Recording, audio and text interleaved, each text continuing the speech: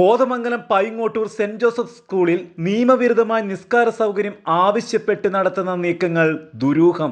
നിസ്കാര സ്ഥലത്തിന് അവകാശം ഉന്നയിച്ച് മൂവാറ്റുപുഴ നിർമ്മല കോളേജിൽ അരങ്ങേറിയ വിവാദങ്ങൾക്ക് ശേഷം ഇതാ വീണ്ടും കോതമംഗലം പൈങ്ങോട്ടൂരുള്ള സെന്റ് ജോസഫ് ഹയർ സെക്കൻഡറി സ്കൂളിലെ 2 വിദ്യാർത്ഥിനികളും അവരുടെ മാതാപിതാക്കളും സമാനമായ ആവശ്യങ്ങൾ ഉന്നയിച്ച് അനാവശ്യ വിവാദങ്ങൾ സൃഷ്ടിക്കുന്നത് മാതൃകാപരമായി പ്രവർത്തിക്കുന്ന ഈ സ്കൂളിൻ്റെ സുഗമമായ നടത്തിപ്പിന് തടസ്സമുണ്ടാക്കുന്നു. പകർച്ചവ്യാധിയുടെ മറ്റൊരു മുഖമാണിത്. കഷ്ടമാണ്. നിർബന്ധ ബുദ്ധി മര്യാദകേട് സൃഷ്ടിച്ച സ്കൂളിൽ അധിനിവേശം സൃഷ്ടിക്കാതെ ഏതൊരു വിദ്യാലയത്തിലുമുള്ള നിയമങ്ങളും ചട്ടങ്ങളും മാനിച്ച് പഠിക്കാനുള്ളതിന് പകരം പുതിയ വ്യവസ്ഥയുമായി എഴുന്നള്ളിയിരിക്കുന്നു. എന്തേ നിങ്ങൾക്ക് ക്രിസ്ത്യ സ്കൂളിൽ മാത്രമേ ഈ നുഴഞ്ഞുകയറ്റമുള്ളൂ? ഇന്ത്യ സമ്പൂർണ്ണ സ്വാതന്ത്ര്യമുള്ള ഒരു രാജ്യമാണ്. നിങ്ങളുടെ കുട്ടികളെ പൂർണ്ണ ആരാധന സ്വാതന്ത്ര്യം ഉള്ളയിടത്ത് നിങ്ങൾക്ക് പഠിപ്പിച്ചുകൂടെ? ക്രിസ്ത്യാനികൾ പിടിയേരി പിടിച്ചും പട്ടിണി കിടന്നും സ്കൂളുകൾ ഉണ്ടാക്കിയത് വരുവാനുള്ള ഒരു പുതിയ തലമുറയെ വാർത്തെടുക്കുവാനാണ്. ഈ വിവാദ വിഷയത്തിൽ നിലപാട് വ്യക്തമാക്കി തുറന്നടിക്കുകയാണ് സ്കോട്ട് പുലിമൂട്ടിലച്ചൻ. പള്ളിക്കൂടങ്ങൾ പഠിക്കുവാനുള്ളതാണ്, അല്ലാതെ നിസ്കരിക്കുവാനുള്ളതല്ല. ഓൾ ഐസ് ഓൺ റാഫ എന്ന് പറഞ്ഞവർ എന്തേ ഓൾ ഐസ് ഓൺ ബംഗ്ലാദേശ് എന്ന് പറയുന്നില്ല?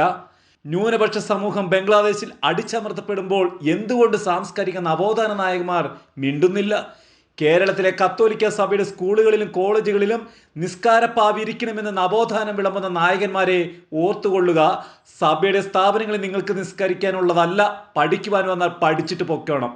പഠനത്തിനൊപ്പം ലവ് ജിഹാദും നർക്കോട്ടിക് ജിഹാദും വളർത്തുന്നത് പോലെ നിസ്കാരപ്പാവിരിച്ചുകൊണ്ട് പുതിയൊരു ജിഹാദിന് തുടക്കം കുറിക്കാമെന്ന് ആരും വിചാരിക്കേണ്ട. ആഗോളതലത്തിൽ നടമാടുന്ന പൊളിറ്റിക്കൽ ഇസ്ലാമിൻ്റെ അജണ്ട വില പോകില്ല എന്ന് ഓർത്താൽ നന്ന്.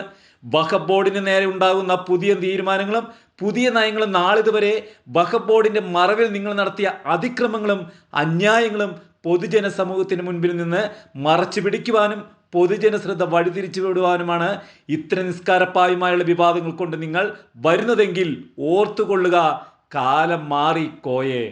അതേസമയം ഈ വിഷയത്തിൽ കത്തോലിക്ക മാനേജ്മെന്റ് സ്കൂളുകളുടെ എക്കാലത്തെ നിലപാട് നിയമാനുസൃതവും വ്യക്തവുമാണ്.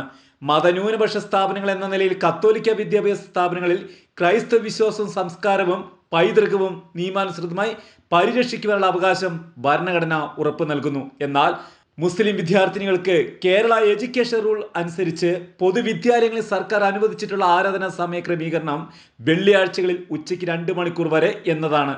ഈ സൗകര്യം കുട്ടികൾക്ക് ഉപയോഗപ്പെടുത്താം. നിയമാനുസൃതമല്ലാത്ത മറ്റ് ക്രമീകരണങ്ങൾ പതിവായി പുറത്തു പോകാൻ അനുവാദം നൽകുന്നതും. സ്കൂളിൻ്റെ പൊതുസമയക്രമം, അച്ചടക്കം, കുട്ടികളുടെ സുരക്ഷ എന്നിവയെ ബാധിക്കുന്നതിനാലും കൂടാതെ സമൂഹത്തെ ഗുരുതരമായി കാർന്നു തിന്നുകൊണ്ടിരിക്കുന്ന മയക്കുമരുന്ന് മാഫിയയുടെ ഭീഷണി സംബന്ധിച്ച് പോലീസ് അധികാരികൾ മുന്നറിയിപ്പ് നിലനിൽക്കുന്നതിനാലും നിയമാനുസൃതമല്ലാത്ത ആനുകൂല്യങ്ങൾ ക്രൈസ്തവ മാനേജ്മെന്റിന് കീഴിലുള്ള എയ്ഡഡ് വിദ്യാഭ്യാസ സ്ഥാപനങ്ങൾക്ക് നൽകാനാവില്ല. ക്രൈസ്തവ സഭകളെ വിദ്യാഭ്യാസ സ്ഥാപനങ്ങൾക്ക് മേൽ നിരന്തരം ഉയരുന്ന ഇത്തരം ഭീഷണികൾ മതേതര സമൂഹത്തിന് ചേർന്നതല്ല. സമൂഹത്തിൽ നിലനിൽക്കുന്ന മതസൗഹാർദ്ദവും സമാധാന അന്തരീക്ഷവും വിദ്യാലയങ്ങളിലെ അച്ചടക്കവും നശിപ്പിക്കുന്ന യാതൊരു തരത്തിലുള്ള കടന്നുകയറ്റങ്ങളും അംഗീകരിക്കാനാവില്ല എന്ന് കോതമംഗലം രൂപത ജാഗ്രതാ സമിതി സംയുക്ത പ്രസ്താവനയിൽ അറിയിച്ചിരുന്നു.